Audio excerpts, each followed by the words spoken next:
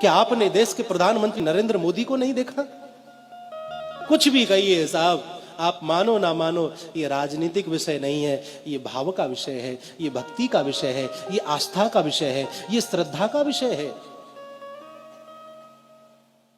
एक देश का राजा अपने जन्मदिन पर जब माता से मिले तो माता के चरण स्पर्श करता है, आशीर्वाद लेता है।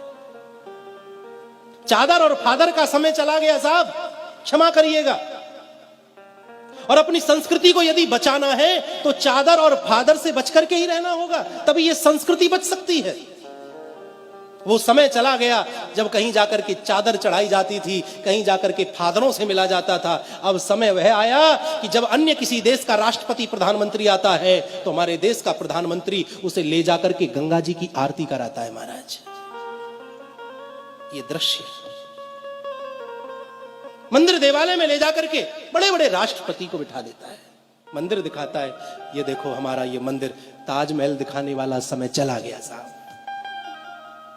इस देश की संस्कृति को मजबूत किया जा रहा है और फिर भी हिंदू ना समझे तो फिर समझ नहीं सकता। वो संवैधानिक दायरे में है, वह आपको स्पष्ट रूप से नहीं कह सकता, वह आपको झलकियां दिखाता है। जब वह पशुपतिनाथ में जाकर के 8-8, 10-10 घंटे बैठ करके ध्यान लगाए और जब बाहर निकले मस्तक पर त्रिपुंड हो, गले में रुद्राक्षों की माला पड़ी हो, तो वह संकेत देता है, देखो मैं राजा बन गया हूं लेकिन अपने सनातन धर्म को मैं भूला नहीं।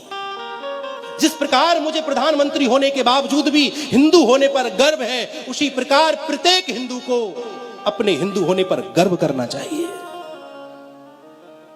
जब केदारनाथ में हमारे देश का राजा जाए और वहां ध्यान मुद्रा में बैठे और जब वहां से निकले भगवा वस्त्रों में, मस्तक पर विद्यमान त्रिपुंड, गले में पड़ी हुई रुद्राक्ष की मालाएं, वो चाल, वो शान, वो आंखों में तेज, अगर इस तेज को देख करके भी हिंदू ना समझे तो मैं समझता हूं कि फिर हिंदू समझ भी नहीं सकता है।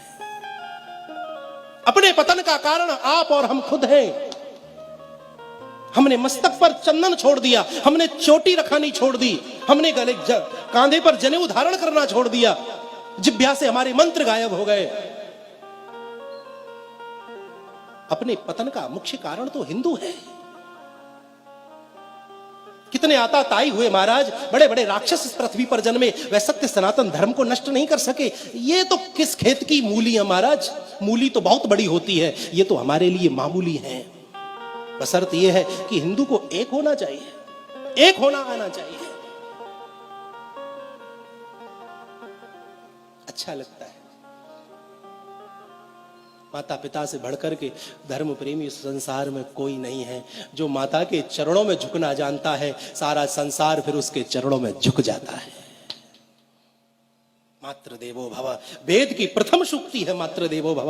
पितृ देवो भव, वेद की दूसरी सूक्ति है। मेरे भाई बहन, कितनी भी कावड़ ले आइए, कितने भी व्रत कर लीजिए, कितनी भी परिक्रमा कर लीजिए, लेकिन तुम्हारे घर में बैठे हुए तुम्हारे माता पिता, सास ससुर तुमसे प्रसन्न नहीं है, तुमसे खुश नहीं है, तो मंदिर में खड़ा हुआ जो मूर्ति है, जो एक पत्थर है, वो आपके लिए भगवान नहीं हो सकता। सिर्फ एक पत्थर से ज्यादा आपके लिए और कुछ हो नहीं सकता। जब घर में बैठे हुए माता पिता तुमसे प्रसन्न नहीं है तो मंदिर में खड़ा हुआ भगवान या बैठा हुआ भगवान तुमसे कदापि प्रसन्न नहीं हो सकता है। ये बात मैं आपको बड़ी जिम्मेदारी के साथ बोल रहा हूं। अपने माता पिता से प्रेम करिए साहब, ये जब तक जीवित है इनका सम्मान करिए, इनका सत्कार करिए, इनका आदर करिए, इनकी आंखों में कभी हमारी वजह से आंसू ना आ जाएं।